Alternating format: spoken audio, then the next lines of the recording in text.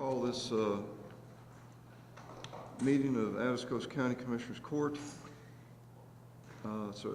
Being a regular meeting, we're going to call it to order. It's taking place in Specialty Courtroom, Suite 202, May 10th, 2021. So if you would stand with me for the prayer and pledge of allegiance. Lord God, we just come to you today and we ask you to bless this county, to bless us with this rain. We just thank you, Lord, for this rain, and we ask for more rain of the same. It's not damaging, it's just perfect. We just thank you for it and pray for you to send us more. We ask you to send us wisdom to this Commissioner's Court so that we make the right decisions for the citizens of Atascosa County, and bless our efforts to that use. In Jesus' name, amen. Amen. Place the flag, please.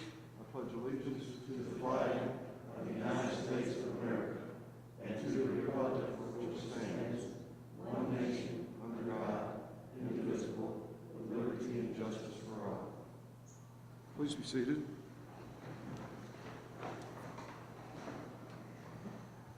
Okay. Agenda item number 3 is public comments. Do we have any? Anybody have a form that they haven't turned in that wish to speak at this time? All right, we're going to move on to number 4, Bobby Dickey. This is with the discuss and take appropriate action concerning reading the proclamation from Community Council of South Texas, CCSCT, recognizing May as Community Action Month, and direct the county judge to sign. Don't we have somebody here from that organization? We have a whole queue. Oh, there's Bobby. Okay. Yes, we have our Atascosa County staff. Carol Delgado is our program director for community services, covering 22 counties, and then Daniel Sauceda is our board member from Atascosa County. Hi, Daniel. Thank you. Thank you for having us. All right, thank you. All right, I'm going to read the main parts of this proclamation, and then we will approve it. Whereas the Community Council of South Central Texas, Inc. was established as a community action agency on May 11, 1965, and whereas the service area encompasses South Central and Southwest Texas County a lot of counties are listed, but Atascosa's in there is the main thing. Whereas community action has made essential contributions to individuals, families by creating economic opportunities, strengthen communities. Whereas community action builds and promotes economic stability as an essential aspect of enabling and enhancing stronger communities and stable homes. And whereas community action promotes community-wide solutions challenged throughout our cities, suburbs, and rural areas. Whereas community action insists on community participation and involvement, ensuring that all sectors of the community have a voice and will be heard.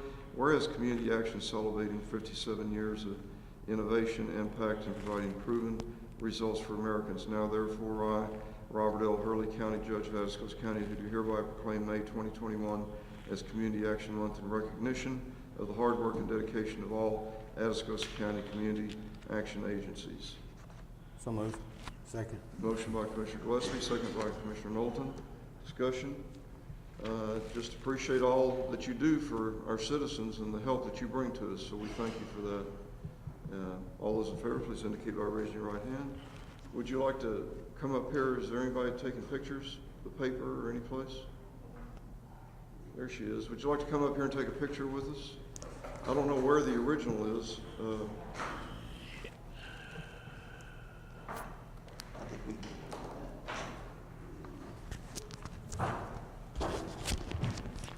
Just come on around back here. Is this the only one? Okay, I'll sign the other one. Give this one to them. Hey, all right, good. Okay. We're gonna walk. Better stay down, right? Yeah. Everybody that's had their shots can take their masks off.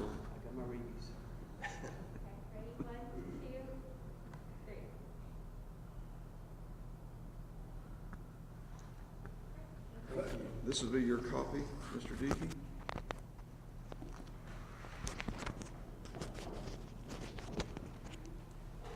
Thank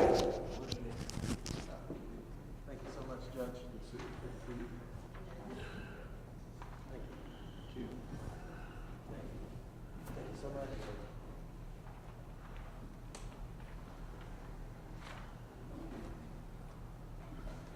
And I thank you, Mr. Dickey, for putting Mr. Sauceda to work. He needs to be kept busy. Good man. That's it.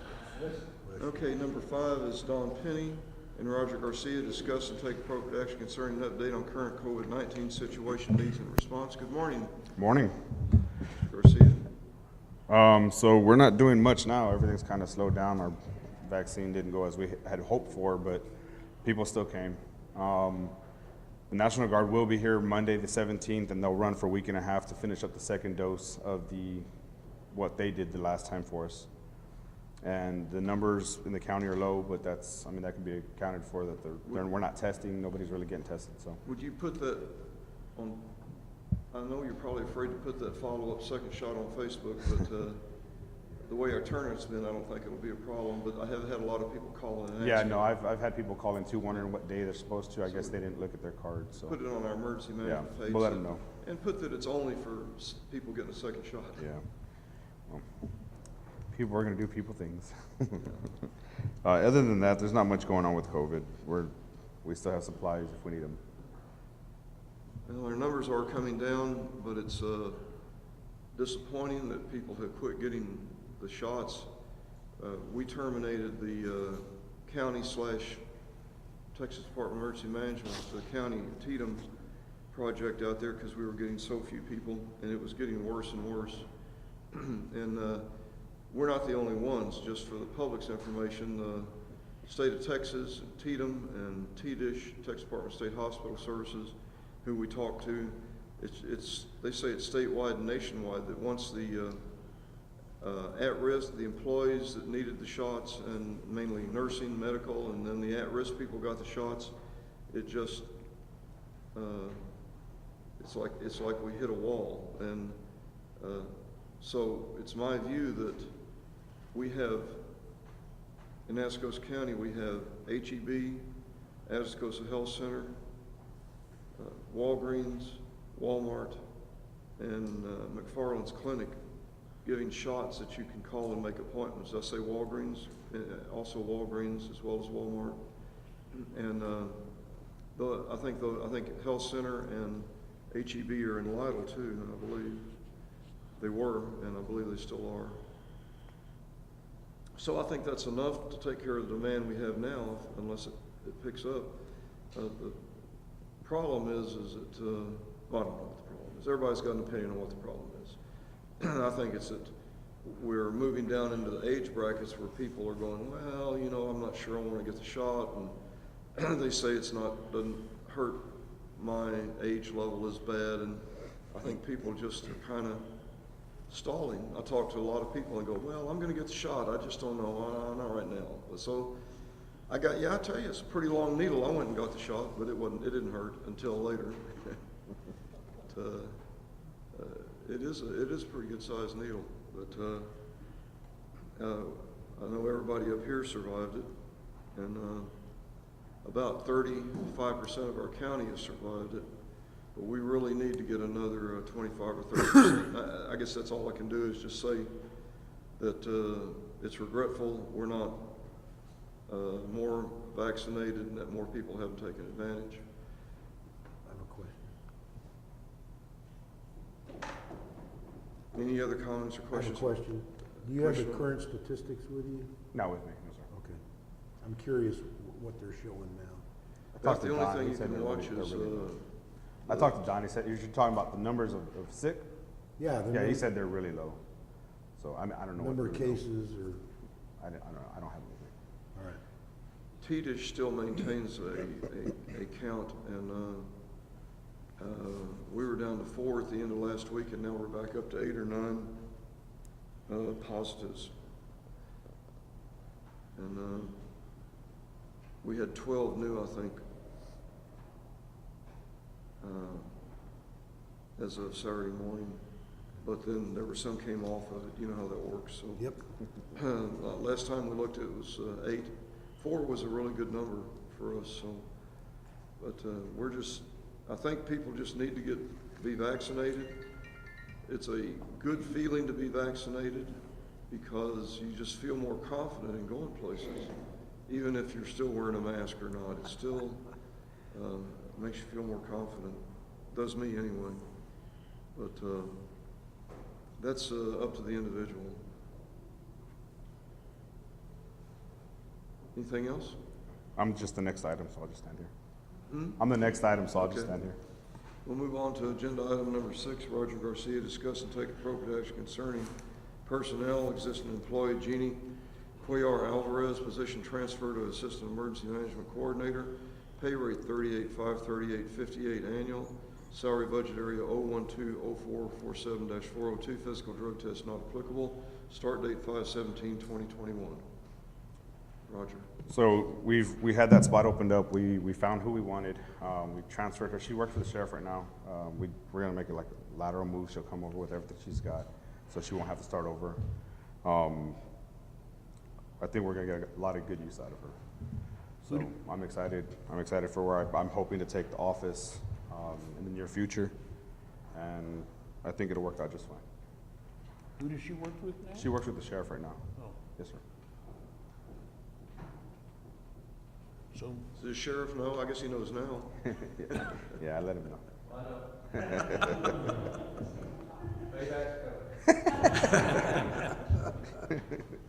so moved. Motion by Commissioner Perez, second by Commissioner Riley. And about 80% of this is paid for by the grant? Yes, sir. Payroll? Well, her entire budget, the entire EM budget is actually under a grant, so we get compensated back for her.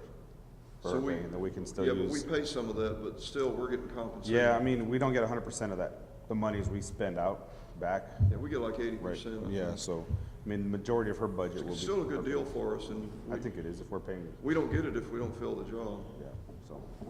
And you also got rid of all the part-time pay, so this will be the only payroll.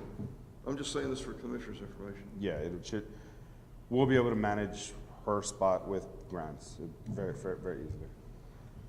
Okay, we have a motion and a second. All those in favor, please indicate by raising your right hand. Motion carries. Thank you. Thank you, Roger.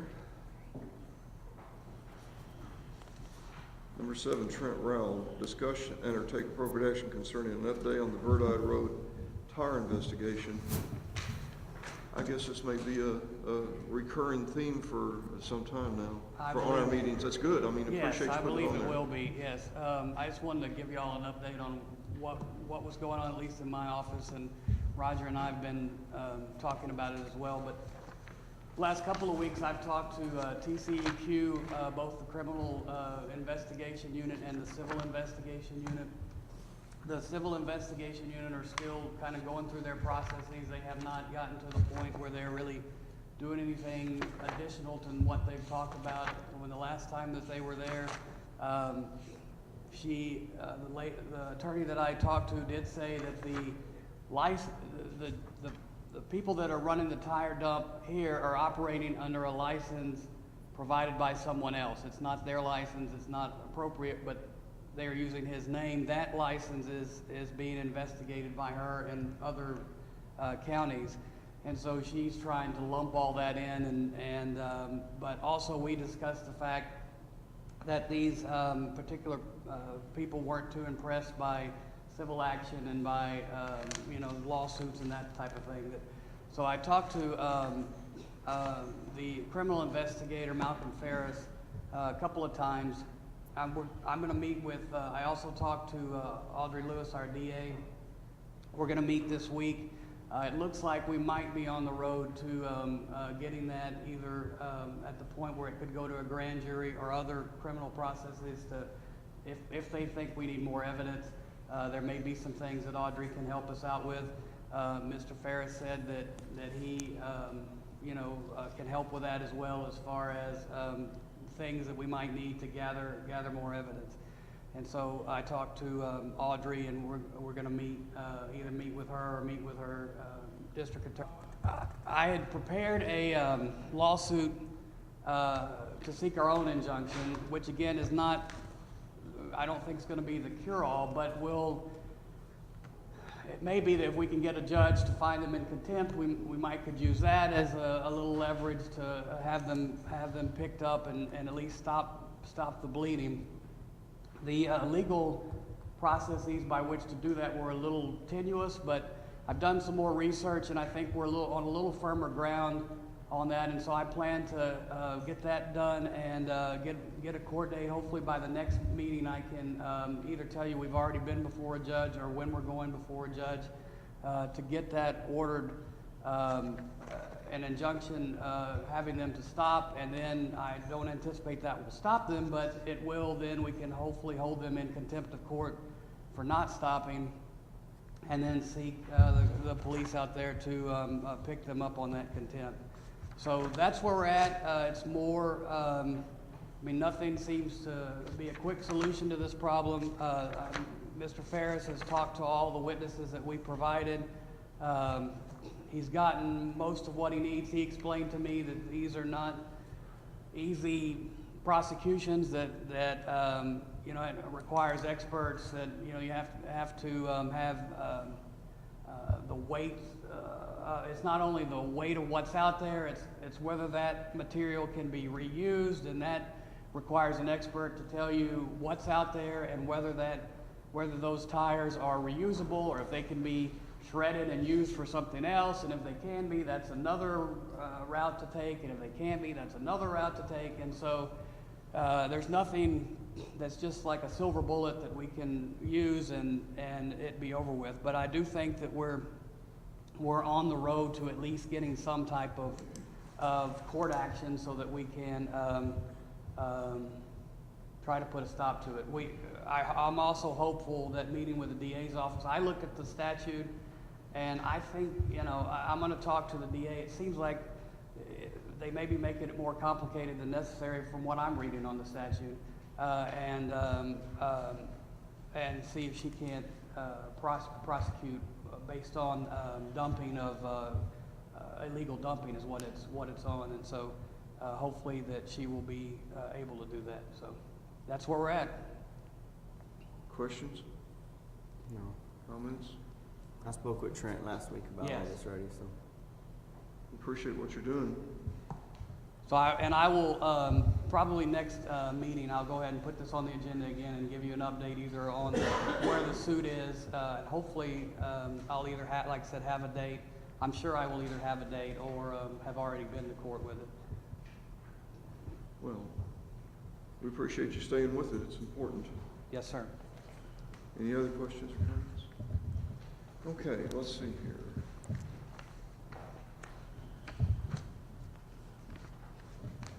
Number 8, discuss and take action concerning execution of the agreement for firefighting between Atascos County and the Jordan Volunteer Fire Department, approved by county attorney's office. This was in the last commissioner's court, but it was the wrong contract in the packet. So we're just fixing it so it'll be legal for me to sign it. That's correct, Judge. So it's There's the same no- contract, or actually it's the correct contract that was already approved last meeting. It's just the one that wasn't amended got signed, so we just need to. So, somebody asked me to summarize the changes in it. Somebody asked me what the changes were, and I said, well, you know, basically it's some legal statements that the Jordan Volunteer Fire Department wanted to change, and Trent let them know which things we could live with and which we couldn't, and the ones we could live with are in there, and they're in bold in the copy you have right here. They're in bold. Yes. So if you want to look at it. It wasn't anything major, and if I remember correctly, it all had to do with, I think they're going through some changes or wanting to kind of defer some things for 6 months to see, you know, what they're going to need to do before they get more money and whether they can renew the contract, which I think they could have without the language, but there's no problem with the language in there. Most of the changes they made had to do with indemnity of the county against their actions and the legal position of their organization vis-a-vis the county, and they had some concerns about the way it read, and it wasn't any big deal. So is that a good summary? Yes, yes. It was brought to my attention that we had signed the exact contract when it was given back to them. And I was like, well, I'm sure there was a mishap. We'll get to the bottom of it. So that's where we are. It was the Microsoft Word. They were tracking changes, and the changes did not. The bottom line, right button wasn't pushed, and so. It's the computer's fault. It's the computer's fault. Yeah. Solely the computer's fault. So. So moved. Or mine. Second. One of the two. Motion by Commissioner Gillespie, second Second. by Commissioner Knowlton. You got you. And to approve the contract in our packet today for the firefighting, and this would replace any existing contracts we have with Jordan Volunteer Fire Department. What's the effective date on it? I didn't look, but it's passed. It doesn't matter. I mean, it can be last commissioners meeting. I don't know what they have written on it, but I'm not sure we really even needed to put it before the body again, but you can make it effective as of last day. Okay. So any other comments, questions? All those in favor, please indicate by raising your right hand. Oh, sorry, January 1, which is, yes, that was what it was on the contract before. What's that? It's effective as of January 1. It's a look-back contract.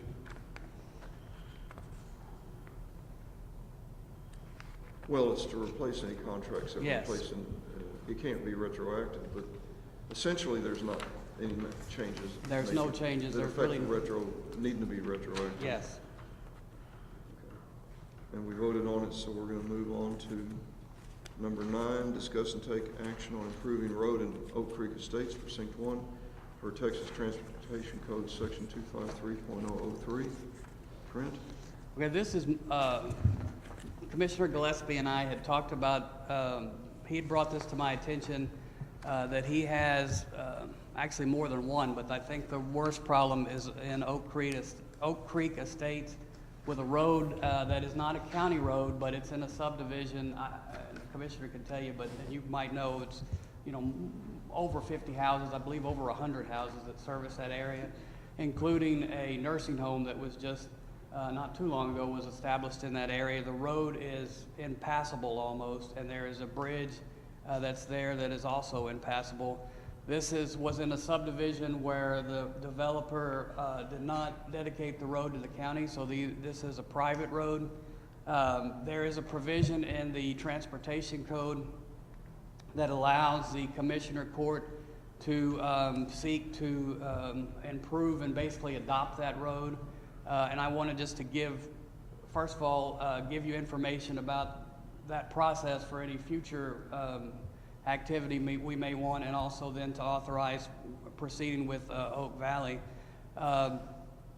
Basically, the commissioner court has to determine if it's necessary for the health, safety, or welfare of the community to comply with county road standards. Again, Commissioner Gillespie can address this, but I've seen video of the road, and it is not anywhere near passable. What concerned me too, and what concerned Commissioner Gillespie, was the fact that we have a nursing home on this road, and we have, not just the regular need for ambulance, firefighting, police, that sort of thing, but we have, a greater need for that when you have a nursing home.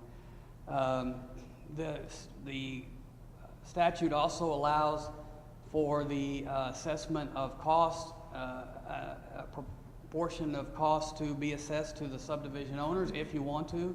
The statute also says you don't have to do that. And what you do have to do is provide notice of a public hearing.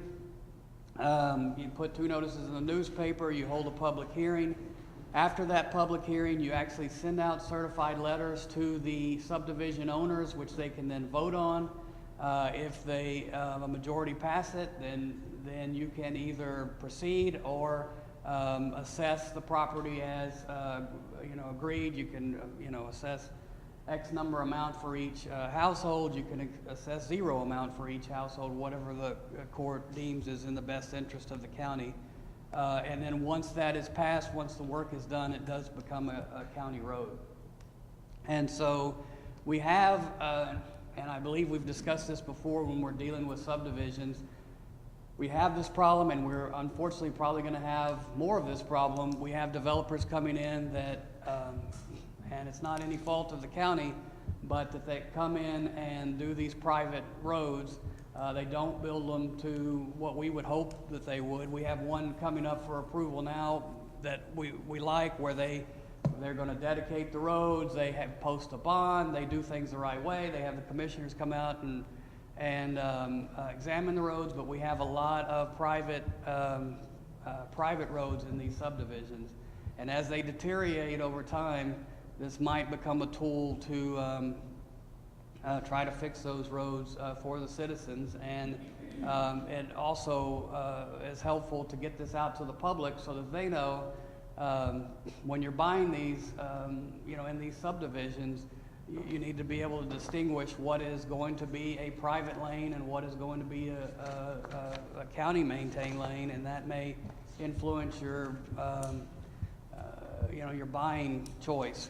And so I believe that I'll let Commissioner Gillespie speak to Oak Creek Estates specifically, but I believe it would definitely be in the interest of the health and safety and welfare of the citizens to improve that road.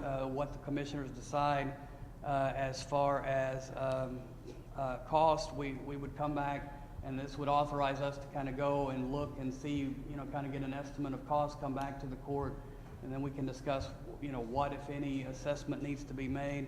But this would give us the go-ahead to proceed on that, and also give you all the information if you have any of these type of problems that we can visit about those. I have one question. Yes. Long-term, I understand what you're talking about, but in the past, you and I have spoken on similar situations where a road's been impassable. We have school buses, ambulance service. We have gone ahead and made the road passable, not a road, but just made it passable for the safety of the residents back there. Yes. Is that acceptable? Yes, I mean, if you have an emergency situation, Okay. I would rather the commissioners err on the side of the lives of the citizens. And Okay. I will defend y'all if need be, but I believe, that's perfectly legal. It's an emergency situation when they're not passable. This is passable, although I don't even know, you have to be in the right vehicle for it to be passable. And so, I'll leave, Commissioner Gillespie, if you want to address those issues. Thank you, Trent. This was an issue that was in action already before I was a commissioner, and I'm just trying to pick up where my dad had left off on it. And talking with the residents, I've learned that there was an incident several years ago where EMS couldn't get to the very back, and a man had passed away. And that's one of the reasons of them trying to get some attention from the county on it. I want to help them. I know there's rules and stuff involved. My biggest concern of all of it is I'm afraid if we were to adopt a private road, where's the end of that? So we have to come up with statutes of, it has to be a minimum of so many homes before we would say okay, because if not, we'll be fixing all private roads throughout the county, and that's not what we're here for. We're here for the roads that are maintained by the county. However, in this situation, it's a horrible road, and there's 49 houses that are on this road. It's about a mile long, and it's just north of Poteet off of Highway 16. I don't know. We need to do something if we can, and if there is a can in there, I would like to move forward with it, but I want to do it legally. Yes. Well, and to follow up on his point, we have private roads that service, 5 people. That's probably, not what I'm talking about. I'm talking about these large subdivisions that come in and just do a private easement, and you have 49 homes, which, with the nursing home there, you can count how many people that is that rely on that road for emergency services. And so. Yeah, and that's those- not counting the residents and that's of the not- nursing home. That's- Exactly. And so that's what I'm talking about. There are, and I would agree that there, you know, the court's gonna wanna have some kind of standards on when would consider this, and probably if you have a private road that services 2 houses, you know, that goes, 15 feet into their property line, that's probably not something you wanna mess with. But this one, a mile long, that services this many households, including a nursing home, is something I do think the court should consider and is allowed to consider.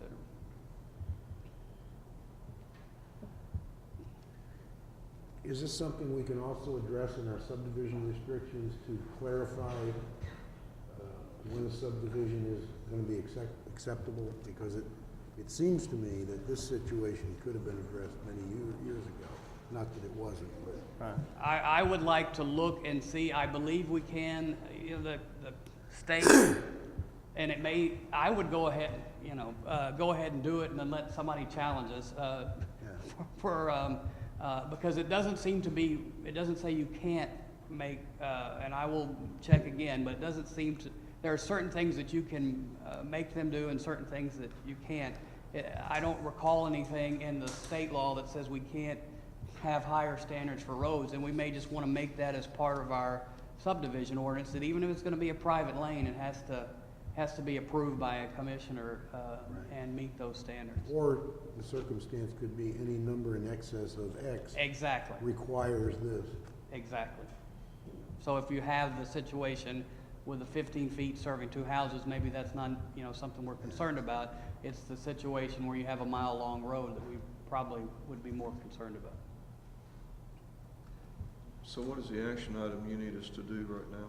If we could just have an approval for Commissioner Gillespie to get an estimate on what this improvement would cost, and to direct me to come up with notice, and then we can set this for a next hearing or the next hearing to determine what kind of cost, if any, you want to assess on the subdivision owners. Okay, motion by Commissioner Riley, Second. second by Commissioner Knowlton. Discussion, comments, questions? All those in favor, please indicate by raising your right hand. Motion carries. Okay, at this time let's see, we got another one on this one. I'm gonna skip after this one to some more Trent has, so he can get all of his done. His boss has requested his presence at a meeting. Yeah, at a meeting, let's clarify. Or some work that she wants you to do. I'm not in trouble as far as I know. You're not? As far as I know, I'm not. All right, number 10, A, conduct public hearing on installing speed humps on certain county roads located in Precinct 1, Atascos County, described by attached map, per the county's authority to regulate speed on county roads as described in Transportation Code 251.151. So, we're opening that public hearing right now. We need to see if there's any body here that wishes to speak to that item. Well, I have a question. Does the state code require reduced speed limits for the speed humps to be placed, at an appropriate point where people can slow down for it, or is that up to us? I believe that's up to you. It does not specify, and that might be a good idea. I'd really like to see us do Depending on that. what the speed limit already is, yes. So these are, the only ones I'm gonna put in are inside of unincorporated subdivisions. I won't put them on a long stretch road. I feel that's very dangerous. Because even if you reduce the speed, that's not gonna slow them down. Yeah. And I know the legal end of it, at least we're covered, but it's in subdivisions. This particular one is for limbing. There's inside of, by the church, where the buses are stopping, they're drag racing through the middle of Lemming in the little town.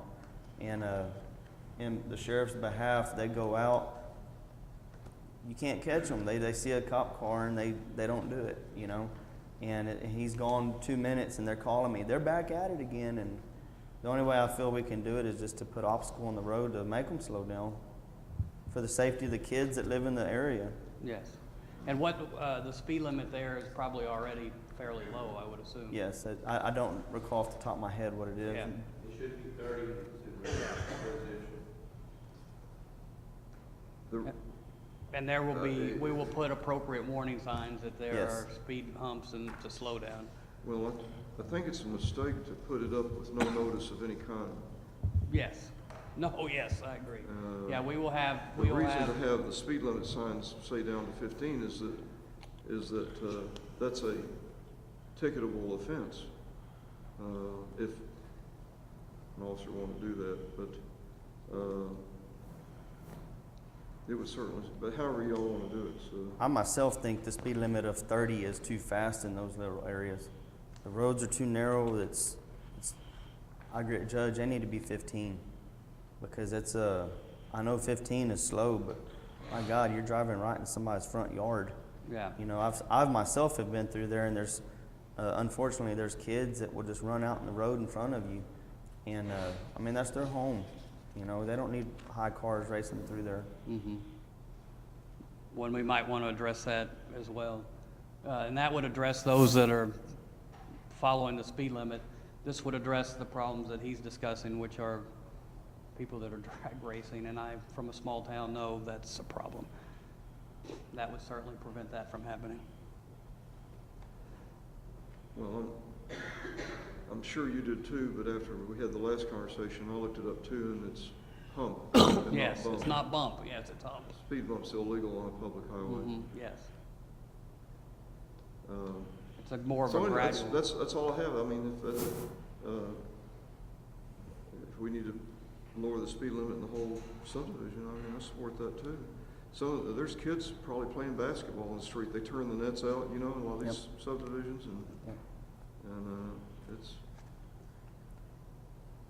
Would that something, we need to bring that to another, Yeah, that one we would need to bring, we have to post notice on that as well. so it's gonna take me a bit to get all of these put together. I've already got the signs in. Mm-hmm. I actually ordered them, they said speed bumps, so I had to send them back. I got speed humps. sorry. No, you're good. I want to do it right. And so I'm waiting on them to arrive, and while we're waiting on that, maybe we can get on the agenda for when we change when we allow the speed humps to be installed, we also are changing the speed limits to adequate speeds. Yes. Yeah. We can. Because this is, for me, this is the first of many I'm going to be bringing to court, because there's a lot of little towns that are subdivisions, Primrose, Shalimar, Lemming, Cecilia Heights. I mean, you name it, there's a ton of them out there that I have that need these put in. Mm-hmm. Did you come up with a specification for your humps? Are you building them yourself? I'm going to build them ourselves off of TxDOT's rules and Okay. standards. And we talked about that, I think we talked about with you too, that there's nothing in the statute that says, so I think TxDOT's rules are what we need to go by. Okay.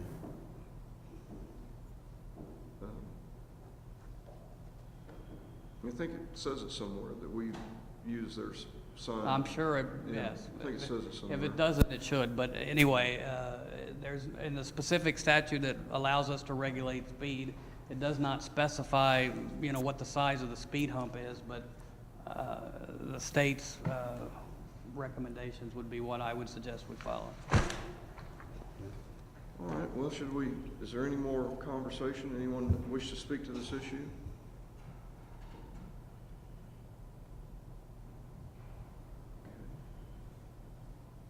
Then we will close this public hearing and move to item B, discuss and/or take action on installing speed humps on certain county roads located in precinct 1, Atascos County, described by the attached map per the county's authority, regulate speed on county roads as described in Transportation Code 251. Let me put my glasses on. 251.151. So the map is not in here, I guess, but it is in the township of Lemming. In Lemming. Yes, sir. On both sides of 281.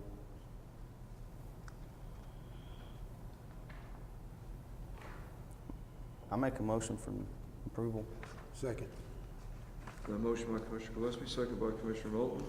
Discussion, questions? All those in favor, please indicate by raising your right hand. Motion carries. Thank you, guys. Okay, we're going to move to agenda item number 23. Discuss and take appropriate action concerning approving the final plat of the Verdi Acre subdivision, precinct 1. Plat is approved by the county attorney's office. Trent. So this is the Verdi subdivision that came before the court in the preliminary stages. They have since reached finished construction.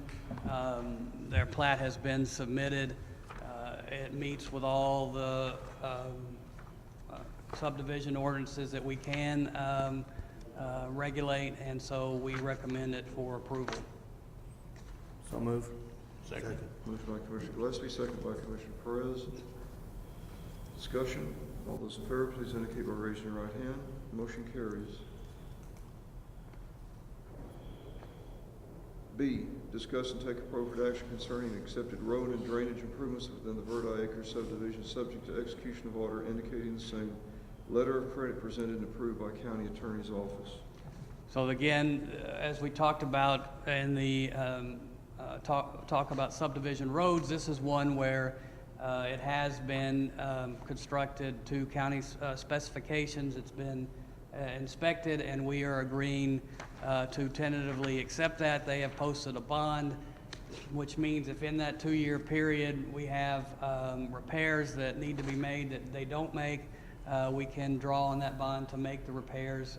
And so that's, I've got the letter of credit here out of Rio Bank. That's in good form, and are recommending that with the approval of Commissioner Gillespie's inspection, that be approved. So move. Second.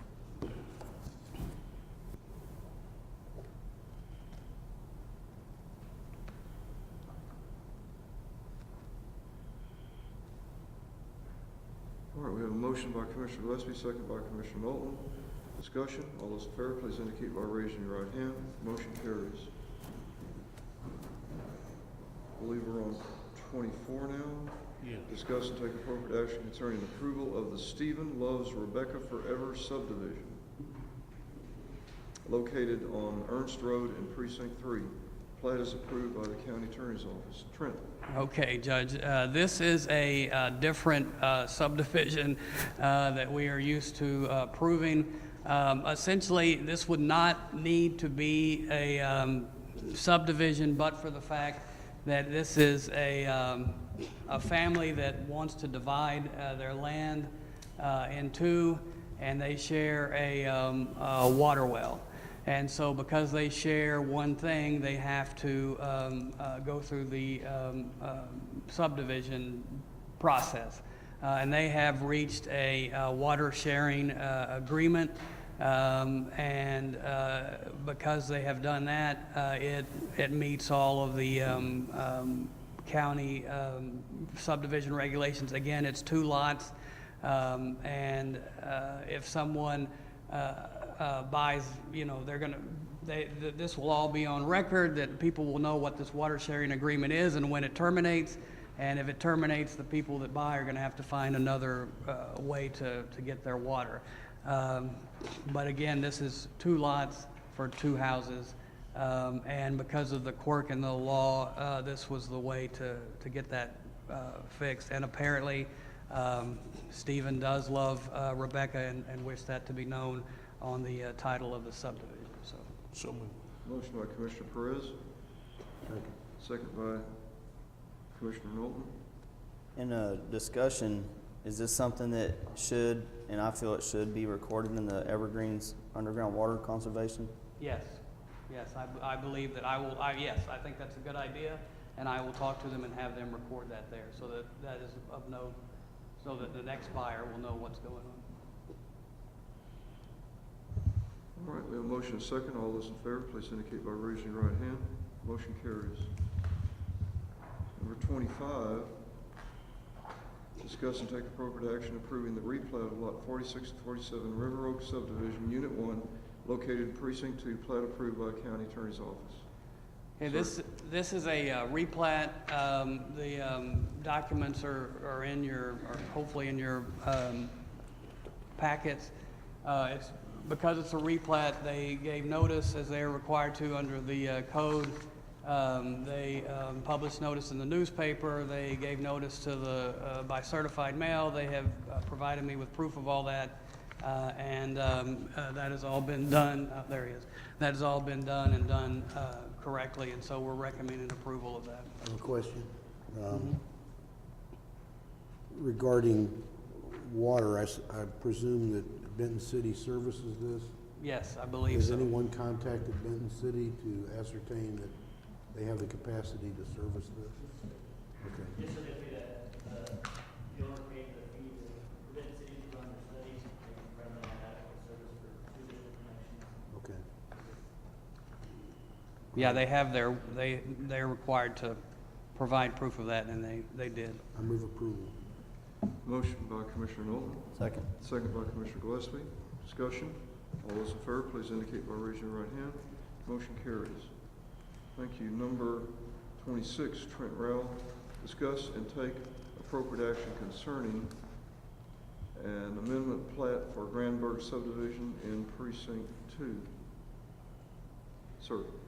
Judge, I've reviewed the plat. The only thing we really need to do, this is from the developer, and so he just recently, well, when I say recently, maybe a year ago, got this approved and then determined that some of his front lots needed to be adjusted to make them sellable.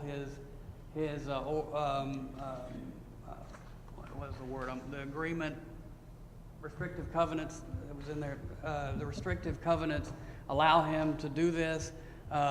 And I've looked at the plat, it's fine. The only thing that we need to do, and I would recommend approval subject to this being done, is send out the proper notice so that, all our T's are crossed and I's dotted for both us and the subdivision, so we don't have anyone coming back and complaining about it later.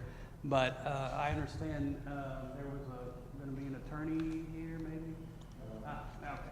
And so I've examined the plat, and they may. Do you have the plats with you? Yes, I do. Okay. And so I would recommend that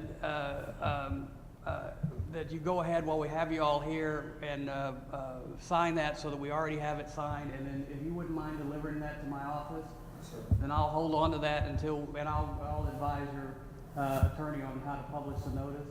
Or advise you on how to publish the notice, and then we'll get that taken care of, and as soon as that's done, we'll get it signed and, get it filed. So you're saying approval subject to? Approval subject to publishing notice. Publication, and with him holding the Got it. signed Okay. Yes. plat until that time. So moved. Motion by Commissioner Nolan, second by Commissioner Perez. Discussion. All those in favor, please indicate by raising your right hand. Motion carries. Thank you, Mr. Rowell. Yes, sir, thank you. We're going to go back to number 11 now. Audrey Lewis Gossett, discuss and take appropriate action concerning personnel. Existing employee, Brett Patillo, position Assistant District Attorney, pay rate $180, longevity pay, salary, budget area 047-400-405, physical drug test not applicable, start date 0510-2021. This is longevity pay that it doesn't even come out of our pocket, but it's standard state pay that they receive, that we have to approve it to, so the payroll can add it in. So moved. Motion by Commissioner Perez, second by Commissioner Riley. Discussion. All those in favor, please indicate by raising your right hand. Motion carries. Number 12, Chief Dominguez, discuss and take appropriate action concerning acceptance of the 2020 annual report from Atascosa County Animal Control. Good morning. Good morning, gentlemen. How y'all Chief doing? Dominguez. Good. So this is my yearly report. Y'all should all have a copy of it.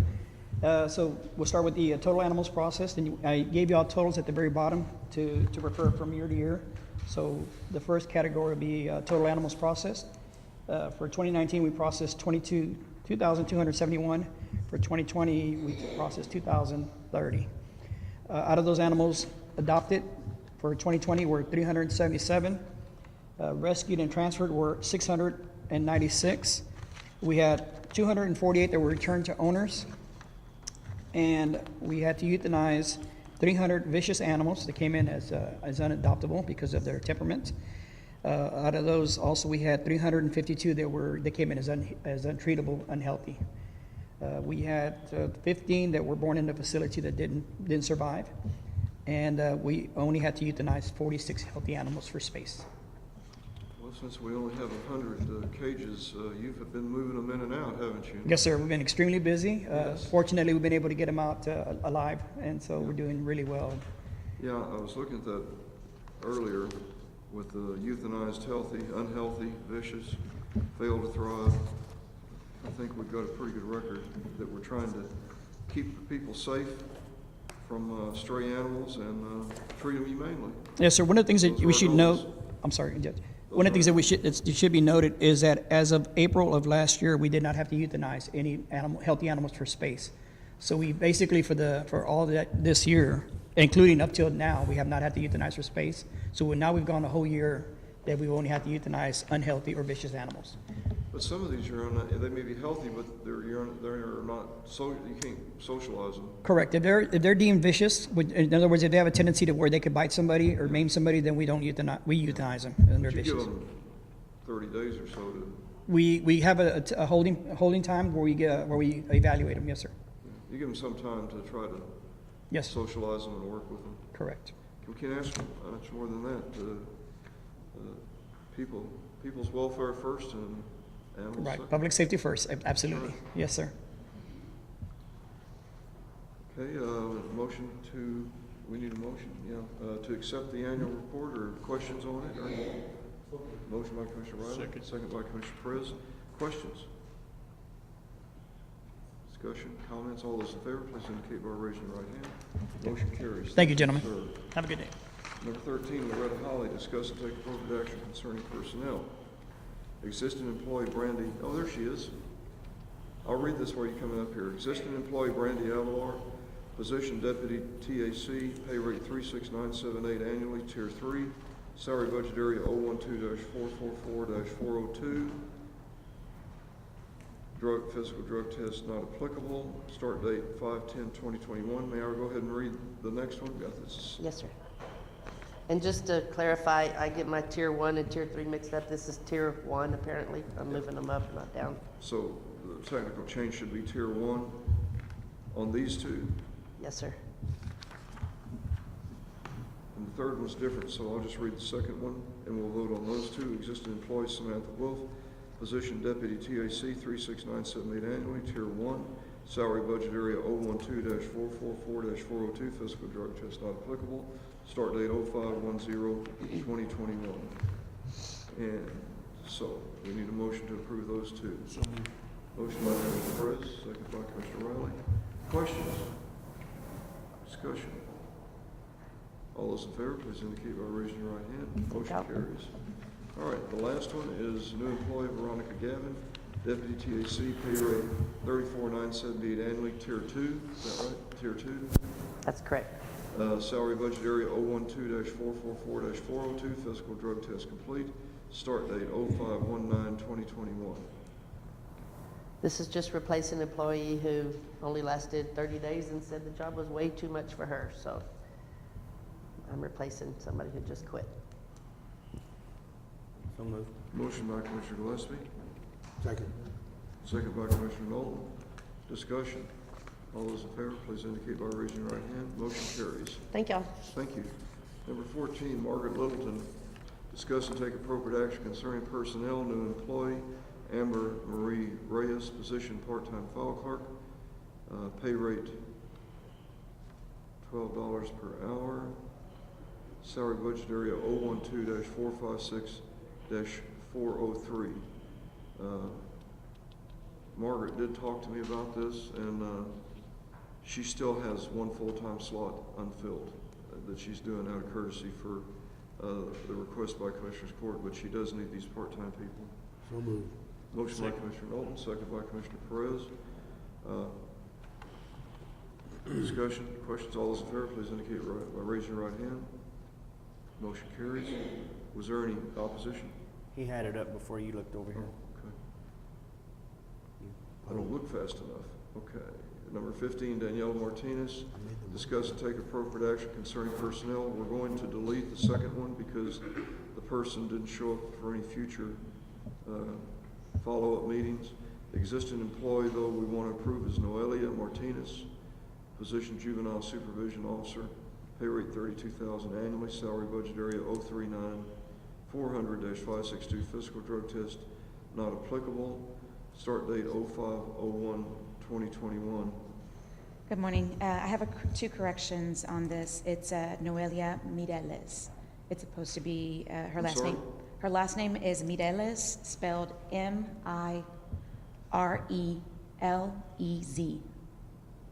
M-I-R-E-L-E-Z, so it's Noelia Mireles. Mireles, okay? And the second correction is Juvenile Supervision Officer 1.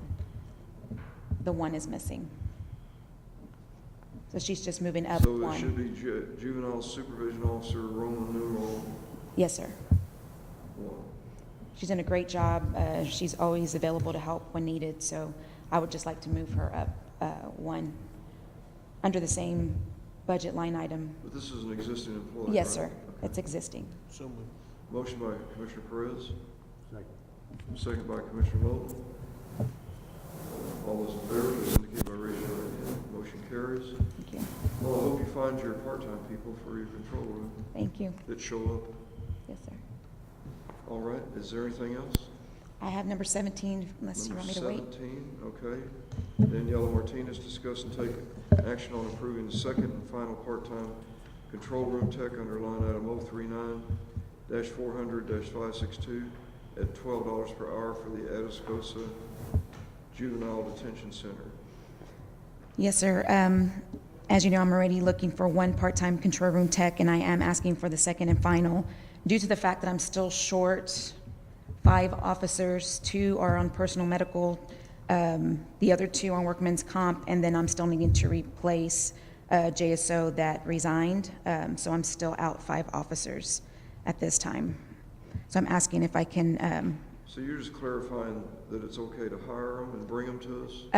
yes, sir, I'm just asking that if possible, I could also hire a second part-time control room tech. So this is an addition to your budget, is that correct? Or does it exist? It's part of, already? yes, sir, it's You have this in, Exists an already. existing, yes, sir. Got it, okay. It's nothing new. So moved. Or second. motion by Commissioner Knowlton to approve, Second. second by Sorry. Commissioner Riley. Discussion, all those in favor, please indicate by raising your right hand. Motion carries. Thank you so much. Have a great day. Thank you. Number 16, Tricia Gentry, discuss and take appropriate action to approve Atascos County Indigent Health Care Program on sponsored aliens. You're gonna need to find this, I do. If you already got your finger on it, you're ahead of me.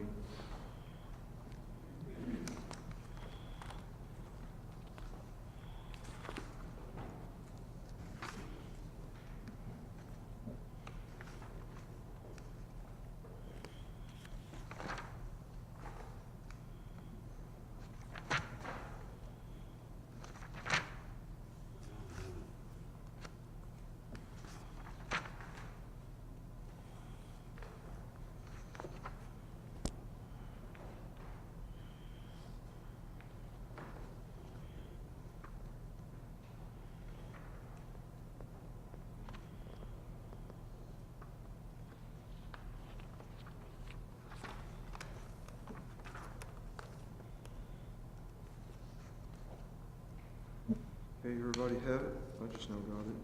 All right. Good morning, Commissioners Wanna and take Judge. us through it?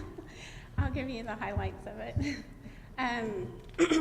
In order to, we had to do this policy in order to determine our eligibility process if we have a sponsored alien apply for the program. I'm sorry. We would, whenever they come to apply for the program, it's the exact same process and eligibility criteria as any of our other clients. The only difference is that we would include income and resources from the person who sponsored them and signed the affidavit of support with immigration.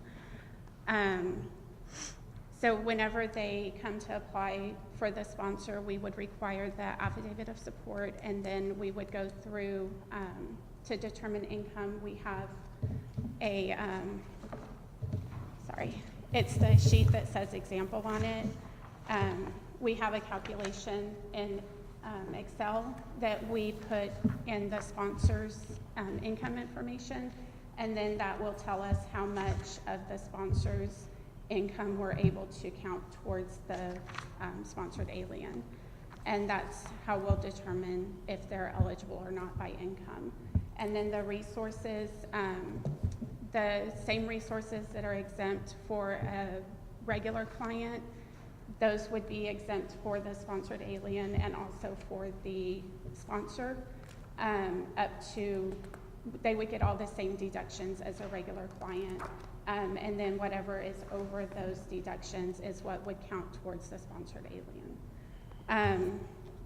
Chapter 61, which is what our program goes by, is what tells us that we're able to include the sponsor's income and resources when determining eligibility. And I included a copy of the Chapter 61 part that talks about sponsored aliens and eligibility, and then also the Senate bill that gives permission to count the sponsor's information. Those were just because I resourced them in the policy. Questions? Thoughts or questions? Just, What is happening is that there are some fallbacks that we have where you have, if you have a sponsored alien, that you can then count the sponsor's income against them, and they may not qualify for us to pay for their medical care. And we have to have that done in writing, and Tricia's worked quite a bit on this, plagiarized some of it from some other counties, but talking to other counties, something we need to do. The underlying thing here is that we have to follow TANF rules, and that's specified in Code 61. And TANF is a federal law from the 1998 Welfare Act that says that we would recognize any non-citizen that is in the immigration system. They have a visa to visit, they have a sponsor. Even if they've been arrested, they are now in the system and they have status. So once they're in the system, they have some status, but an undocumented immigrant or person that has no status anywhere, we don't have an obligation to take them. And that's something that we jumped through, hoops we jumped through in the last about 18 months ago. So is it somebody that has a permanent residency or? Yes. So under the alien sponsor on the first sheet, there's certain ones that the sponsor's responsibility doesn't apply. And it's if they're refugees, parolees, asylum grantees, there's a list that we would not count the sponsor's income. But even if they have a legal permanent resident card, if they came over here with a sponsor that signed that affidavit, then we would count their income and resources. The time that that goes away is if the sponsor has passed away. And then we would ask for a death certificate or an obituary. She's been going through all the ones that are sponsored aliens, and some of them, their qualifications have lapsed, and I'm sure you just advised them what they have to do to stay in the system. Yes. And others, she's now requiring new documents from them, so. No, the legal permanent residents that we have on the program, most of them are not sponsored. They're not sponsored. They came over here like without a sponsor, but they are legal permanent residents. This came up because another county ran into the issue, and so they were asking other indigent coordinators how to handle it. And we did have one client that this did come up, And we explained everything to him, went over everything. He could not produce the documents, so he was not recertified. But so far he's the only one, and we don't have very many permanent residents on the program. Yes, sir. In general, Commissioner Milton? in reading this, it says legal residents or legally in the United States. We don't service anyone who's not legally here, correct? No, sir. If they're undocumented, then they're not eligible for the program. Okay, thank you. Yes, sir. The only reason I say what I did is it's a very oblique law, but if you read the TANF guidelines, they do go into great details, and they list every single form you can have with the INS, ICE, or whoever, the Immigration Service, whatever it's called. They go into great detail of every form you can have with them that gives you legal status to qualify them. Not only, we've got a narrow thing that we deal with here in Indigent Health, but this TANF thing governs welfare recipients, it governs food distribution, it even gets into WIC, I think, and other things. It's an overarching guideline for the block grant federal funds that came in starting under this law in '98. I'm sorry, that's about all I know about it. So moved. Motion by Commissioner Gillespie, second by Commissioner Knowlton. All those in favor, please indicate by raising your right hand. Motion carries. Thank you for getting it done. Thank you.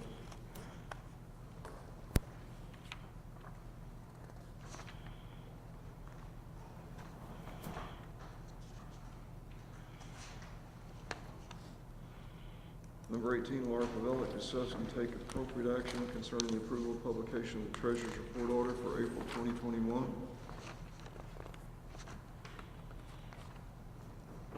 Good morning. I'm just here to request approval of my treasurer's report in the Pleasanton Express and on the county website. So moved. Second. Motion by Commissioner Riley, second by Commissioner Perez. Questions? All those in favor, please indicate by raising your right hand. Motion carries. Thank you very much. Number 19, Diane Gonzalez, discuss and take appropriate action to enter into a master agreement for services between Atascos County and Augmentum for implementation of e-recording services and direct the county judge to sign. The fee for hosting will be the amount of $2,700 per year. The fee will be paid out of Computer Expense Fund 012-408-684, which is approved and budgeted for 2021. It has been reviewed and approved by the county attorney's office. Can you tell us briefly what this does? It will be for e-recording, where they can actually. It does what? E-recording our documents. They'll be able to record them online rather than having to come in and bring the originals to file. They'll be able to do it like they're doing the e-files now for criminal and stuff. They'll be able to go like private title companies from San Antonio. They'll be able to e-file their documents through the system. Very good. Thank you.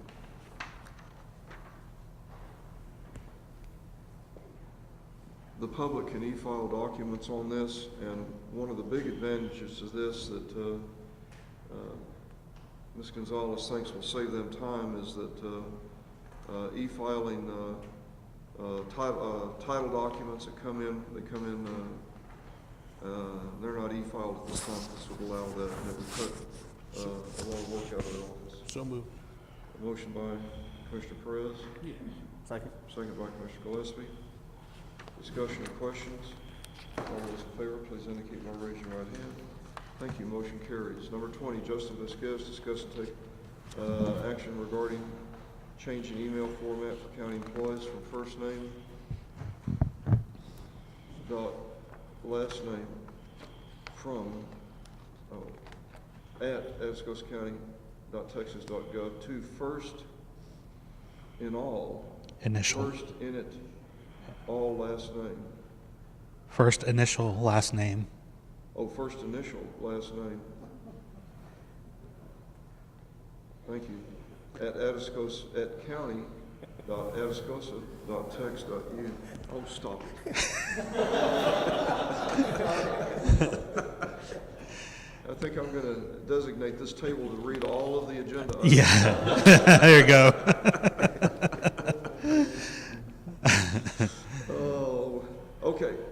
So, Why? good morning. Okay, so this was actually put in place 6 years ago before I came on, this format for email addresses, which for some people's names and reading it the whole count, just telling someone your email address over the phone, first of all, is a chore. When you have to say your full name at atascosacounty.texas spelled out, all Atascosa County spelled out, .gov, you have to kind of tell them.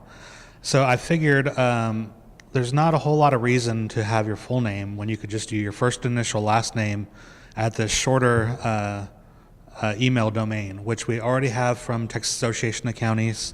They provide it for us, so we're not paying any extra for it. And for shared mailboxes such as county judge or county treasurer, county auditor, I think I would leave that the same, or I would take off the county just to even shorten that. So we're trying to simplify our email addresses. We could even do it for possibly commissioners like COM1, COM2, just to kind of give them a shorter email address to send to.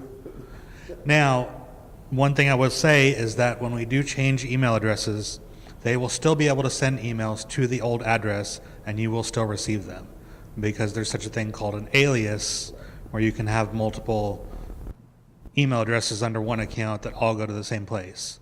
So if you have business cards with your old email addresses, you can use those till they run out and then change to the new one, so we don't confuse everyone all at once. So they're not going to automatically go over to the new one?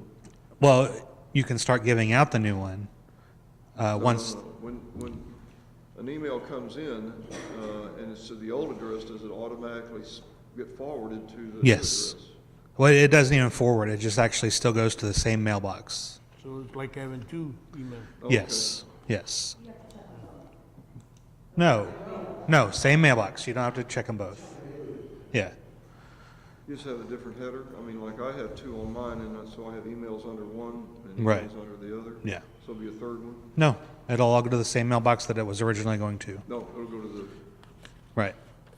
I'm not going to do every office all at once because that'll just create a lot more confusion. I'm just going to parse it out office by office, department by department, just to do a kind of a phased deployment. If you want a suggestion, I think your idea about COM1, COM2, COM3, that's great. Okay.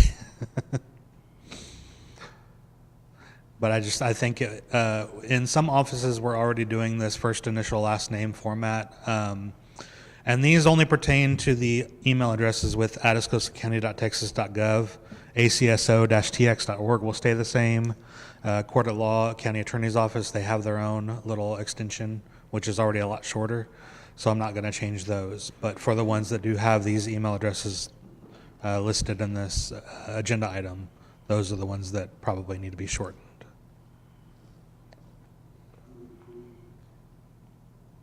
motion by Commissioner Knowlton, Second. second by Commissioner Perez. Is that right? Yes. Other discussion or questions? All those in favor, please indicate by raising your right hand. Motion carries. I mean, you do have some duplications, but you're going to have, come on up, Sheriff. You're going to have, but the main thing this is going to attack is the one where people are using their names for their email. Well, I mean, there's so many names, people can still send the old addresses. Okay, I got it. Thank you. Sheriff Soward, thank you for waiting. I'll read the first one. Discuss and take appropriate action concerning personnel existing employee William Olson, position Deputy Sheriff Patrol, pay rate Tier 2, $46,533.60, annual 120 uniform, 175 holiday, 90-day county day probation, 1-year agency, salary budget area 012440410, physical drug test not applicable, start date 5/10/2021. Sir. Excuse me, William Olson will be transferring from a correction officer to a deputy sheriff on the patrol at the salary and benefits stated here, effective today. The only thing I'd like to strike is the 90-day county probation. It's not necessary, he's already a longtime employee. Doing a 90-day probation, just the 1 year agency? Yes, sir. Okay. So moved. Motion by Commissioner Perez, second by Commissioner Riley. Discussion. All those in favor, please indicate by raising your right hand. Motion carries. All right, if I read the next two together, they're the same. Yes, numbers. yes, sir. Existing employee Taylor Maddox, position corrections officer, pay rate 43750.11 annually, tier 1 probationary period completed. Salary budget area 012-442-562, physical drug test not applicable. Start date 5/01/2021. Second one is existing employee Rosalio Rodriguez. All the same numbers apply to her as the same as Taylor Maddox. Sheriff. Yeah, both of these are, been with me for 90 days and completed probation, moving them up to tier 1 salary effective May 1st. So moved. Motion by Commissioner Perez. Second by Commissioner Gillespie. Discussion. All those in favor, please indicate by raising your right hand. Motion carries. One more, new employee Jacqueline Luke Quinn, position corrections officer, pay rate 41750.11 annually, tier 2, 171 fluctuating pay program, 90-day probation, $150 per month holiday pay, $120 uniform, salary budget area 012-442-562. Physical drug test is pending. Start date 05/17/2021. Sir. That's a new employee, be starting as a correction officer at the salary and benefits stated. It'll be effective date of May 17th. She's taking the drug and physical results are pending. Motion by Commissioner Knowlton. Second. Second by Commissioner Perez. Discussion. All those in favor, please indicate by raising your right hand. Motion carries. And number 22, discuss and take appropriate action to approve proposed payment in the amount of $300 to Bob Mutz Sr. for damages that occurred as a result of law enforcement pursuit on February 2nd, 2021. Reference ACSO case number 21-01496 according to section 683-015 of the Texas Transportation Code. Sheriff. Yes, again, this is under that section of Transportation Code where they can be reimbursed in funds from excess funds from the sale of abandoned motor vehicles. They're not tax dollars. Mr. Moots' claim, we went through it and recommend $300. Motion by Commissioner Gillespie. Second by Commissioner Riley. Discussion. All those in favor, please indicate by raising your right hand. Motion carries. Discuss and take appropriate action to approve proposed payment in the amount of $485 to James Harrison for damage that occurred as a result of law enforcement pursuit on April 4th, 2021. Reference ACSO case 21-04640 according to section 683-015F of the Texas Transportation Code. Sir. Yeah, same thing for Mr. Harris. We went through his claim, his affidavit, and his receipts, and recommend a payment of $485.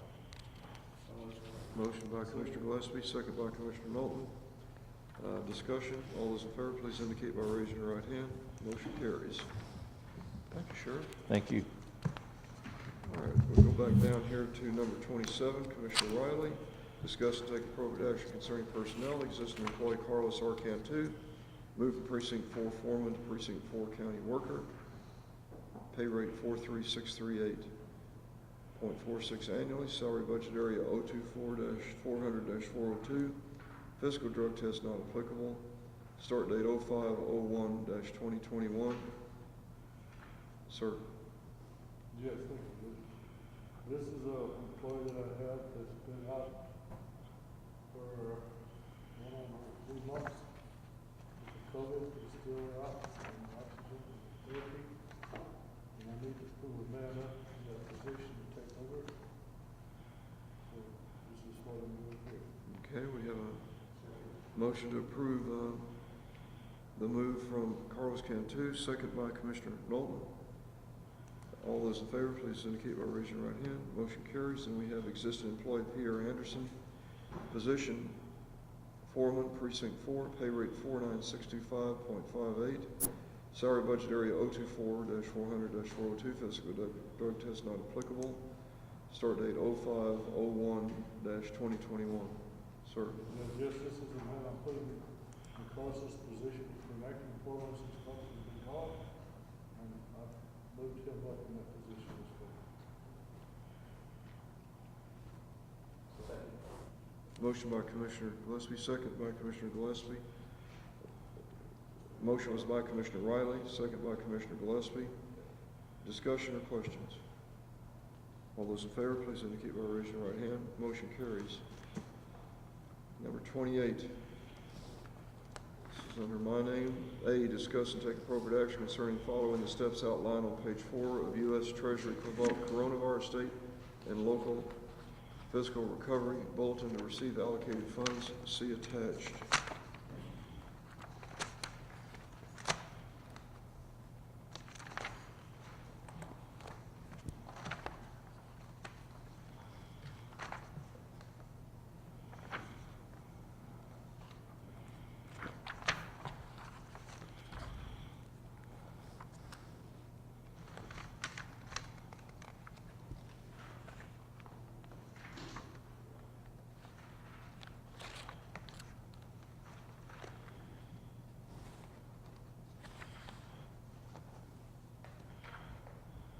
This is everything I have been able to get. Nobody sends me anything. I pull these down off the National Association of Counties and Texas Association of Counties website.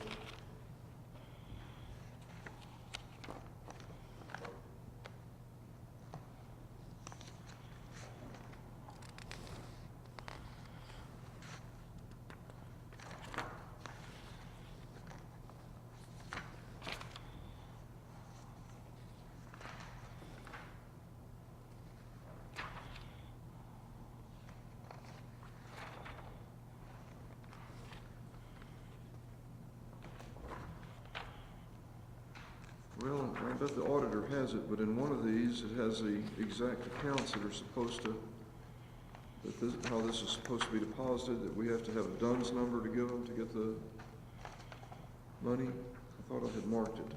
I thought I had put asterisks by all of this, but it's not in here. Guess we didn't copy mine, the one I put the asterisks on.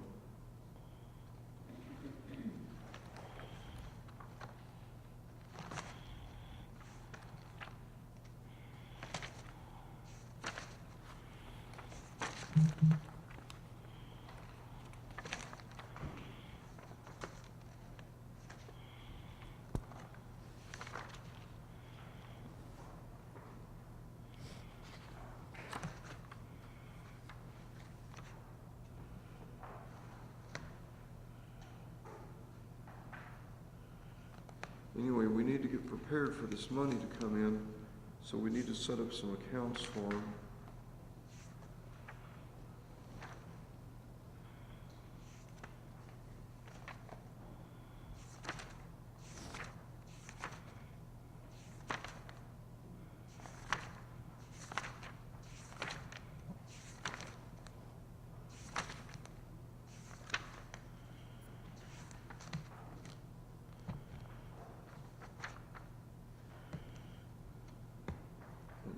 Ms. Barrera, in the copy I have here from the Department of Treasury, they've established an email address for questions and contact.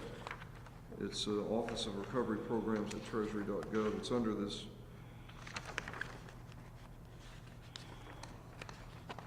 one entitled U.S. Department of Treasury.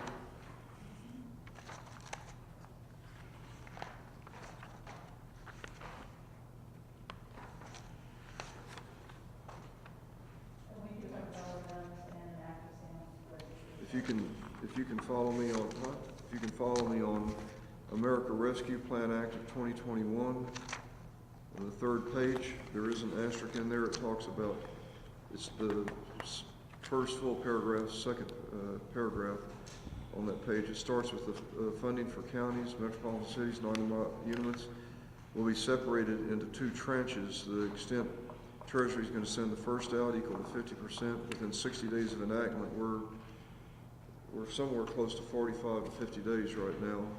I think I have the bill at the end of it put in here. Yes.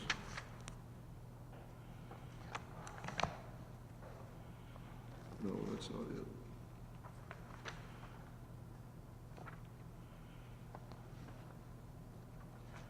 At any rate,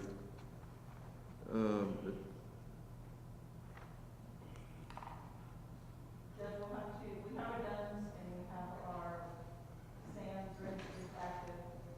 Everything is, we have to set up the direct deposit, which Laura and I know about. so anyway, we need to authorize you to set up the accounts, right? Both revenue and expenditures. I put, take appropriate action. A is not necessary for us to take action on if you have all of that equipment, all of the data that's needed to receive the money. And so we would go to B and say discuss or take appropriate actions concerning establishing a line item to prepare for receipt of funds. I would ask that to be establishing line items to prepare for the receipt of fund. Make that plural in case, because she needs one for expense and one for receipt, or she may need more than one, depending on how it comes in. Instruct county auditor to create the necessary accounts to receive the funds. Receipt of the American Rescue Act funds. Thank you. Thank you, sir. Motion by Commissioner Knowlton. Second by Commissioner Gillespie. Discussion. All those in favor, please indicate by raising your right hand. Motion carries. Number 29, discuss and take appropriate action concerning revoking the Atascosa County COVID pay policy effective June 1st. We can wait and do it the next meeting, or we can do it now, but last Friday was the second week after the final shot of any county employees we've given shots to in our shot program. So every county employee that's had a shot through our program here that we've kept track of, and we offered it to all county employees, has either completed 4 weeks or 2 weeks. So by the end of May, everyone will have had a full 4 weeks for the second shot to take effect. And there may be some people out on COVID pay right now, which we need to grandfather, or if they're on COVID pay on June 1st, we may need to grandfather until they're off. But I spoke to the sheriff, see if he had any objection, and on the 17th, I'm going to change the mask required sign on the courthouse and on the Justice Center to mask recommended. And but however, each department will continue to set its own policy on what they want to do. This is just for ingress and egress to the buildings, and of course in the Justice Center, what they do in the courtrooms will depend on the courtroom policies as set by the judges. And it's not just set by one judge, it's set all the way down to the Supreme Court, they set the policy. So I think it's time for us to try to get back to normal. Well, I would look that we revoke the COVID pay policy effective June 1, with the exceptions being those on COVID pay at that time. Perfect, thank you. Second by Commissioner Perez. Now, we've had a few legal beagles, her employees, who have heard this, who said, well, what if I had the shot and I still get COVID?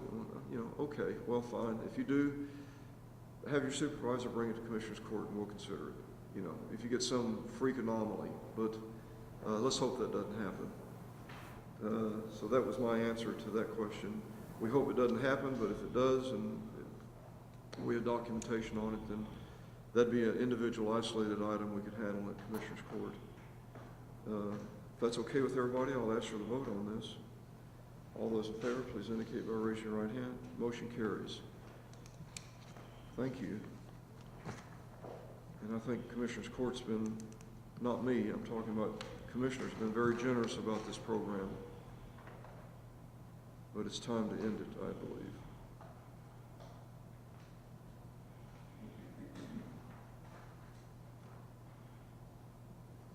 Number 30, Judge Hurley, discuss and take appropriate action to read, approve, and direct county judge to sign the Indigent Defense Improvement Grant for 2022. Yeah, So it's one we do every year. I just need authorization to sign it. So moved. Motion by Commissioner Perez. Second by Commissioner Riley. Discussion. All those in favor, please indicate by raising your right hand. Motion carries. Number 31, Tracy Barrera. Discuss and take appropriate action to certify the improvement grant funds awarded from the Texas Indigent Defense Commission to be used for the Public Defender Program in the amount of $1,511,801. Ma'am. Yes, sir. Thank you. The resolution you just approved is the continuation of this grant. This is the grant that we are using for which is specifically for the Public Defender Program that we have, the Regional Public Defender Program. But we are the county who receives the funding, and then the funding gets paid out through us. So we get the grant, and we get the contributions from the other counties to our county, and we pay out of our county. So this was still kind of up in the air when we set the budget, so therefore I just need to get certify that we're going to receive these revenues, and then we'll do a budget amendment to add the line items later. Do you have any questions?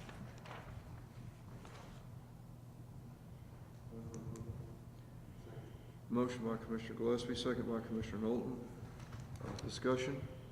All those in favor, please indicate by raising your right hand. Motion carries. 32, Tracy Barrera, discuss and take appropriate action concerning the following 2021 budget line item adjustments and or budget amendments to be made. See the following attached. And this is the change for the $1,511,000. That's all you have?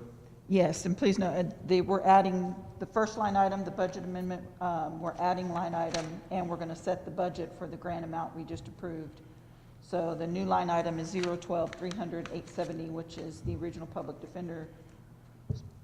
I don't remember what the S stands for, but the grant and the 1.5 million, and then have the grant expenditures, which is an existing account. We're just increasing the budget.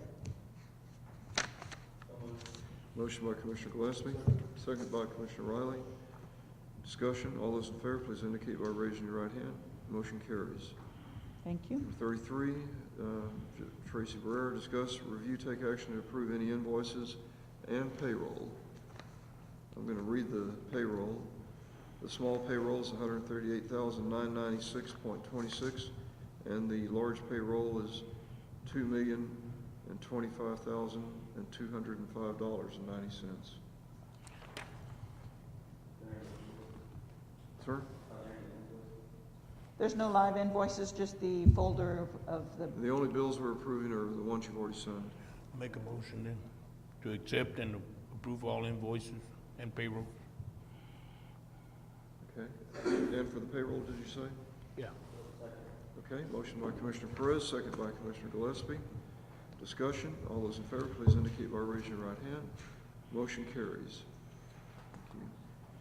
Discuss, review, and take action on the report submitted, which you've already sent to us Yes, I sent those out.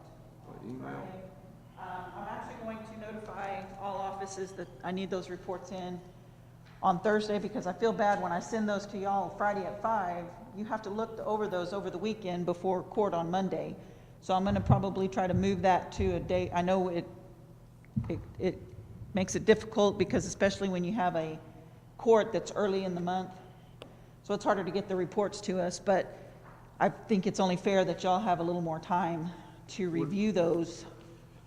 what would be the protocol for approving the reports to the second meeting of the month? If that would be easier, because I know they're crowding getting the reports in, right? Yes, yes. So I'll look at it. We cannot get reports in most of the time of the first meeting, due to the only bank statements. And we've looked at that as to how that kind of works, and yeah.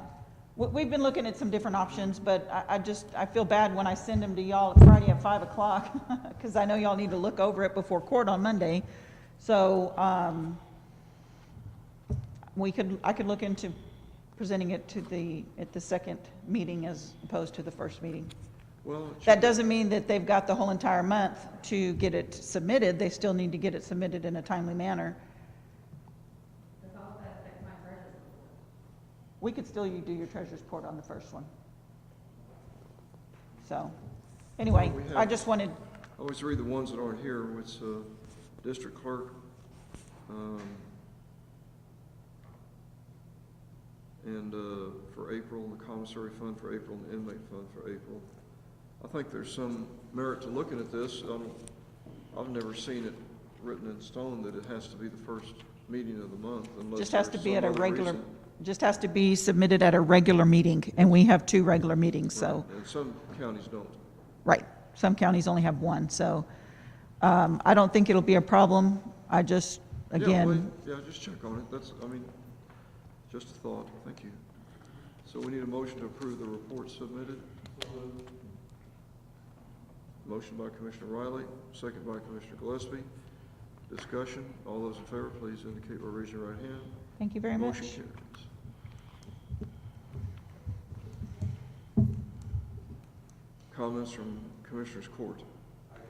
No action can be taken. Next, okay, I'll stop there for your comments. I'm looking for the future that, regarding reports, that in the future we ask the Henry Control guy to include the septic permits by precinct so that we get a picture of what's going on in the county. I think I've previously told you via email that in my precinct, Benton City Water has done a moratorium on new subdivisions because of the exponential growth, and they can't support it. So they're looking at some other ways to improve their capacity. But for each precinct, I would think we would like to know how many people are moving into the precinct, which would tell us good information if we knew from the septic inspector how many permits he got requested. Just a suggestion. That's a good idea. Yeah, 'cause I think his report just says the date of when he does one, it doesn't specify by precinct. Does he turn one in now? Not septic. Oh, okay. But it's just by date. I'd like to separate it out by precinct.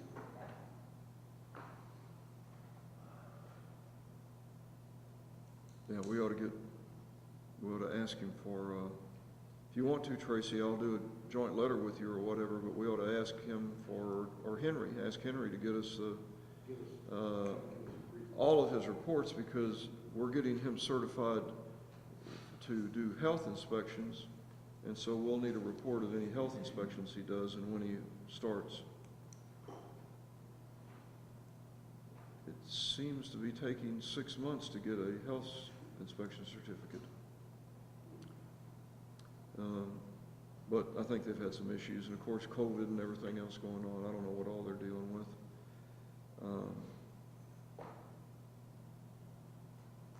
Anyway, maybe we can get that on the next agenda, to have them come give us a report. Okay.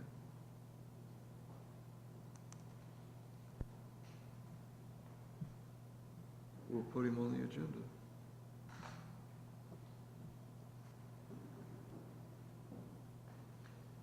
Anything else under Commissioners' comments?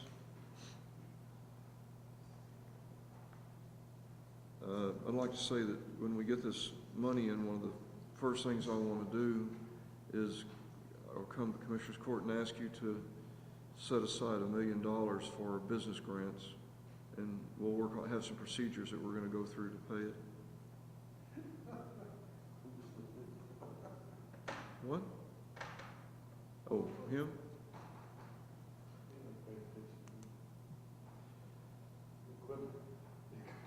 Yeah. And there's some. Have they clarified what we can spend it on? It's, everything I have is in what I gave you. If you'll keep that, it does list broadband. I also want to make a statement that I have been in conversations with Commissioner Calvert in Bexar County, and Commissioner Knowlton and I have talked to 2 vendors, VTX and ComZoom, thank you.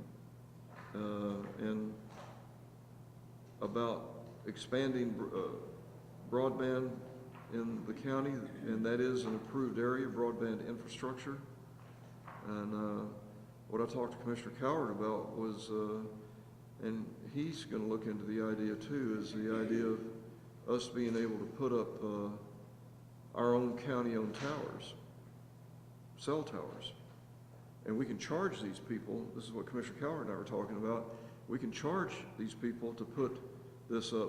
Then I mentioned it to Justin, and he said, well, if we're putting up our own towers, he wants to look into the idea of a Atascosa County internet program, if we can do that, if we can put it together. So he's going to work on that too.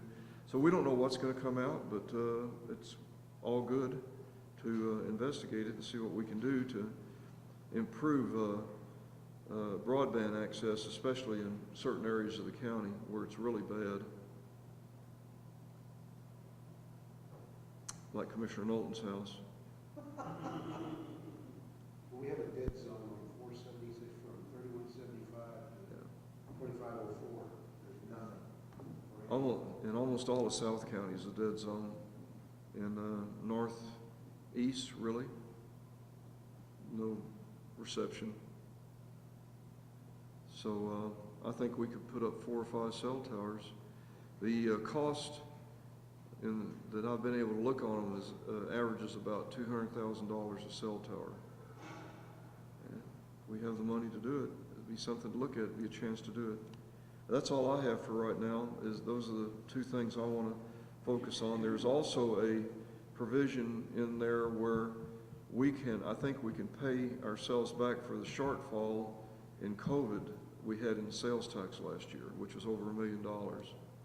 So I think that's the number 1 thing we can do. Number 2 is business grants. Number 3 is look at broadband. And we'll have discussions on it, because anything we do, I'll bring Commissioner's Court, of course, and keep you advised. I have a proposal on the business grant. Doesn't mean we can't change it. Maybe a better idea than mine will come along on how to do it. But anyway, we'll talk about that more at a future time. So if there's nothing else, our next Commissioners Court meeting is set for Monday, May 24th. We are adjourned. Thank you, everybody, very much.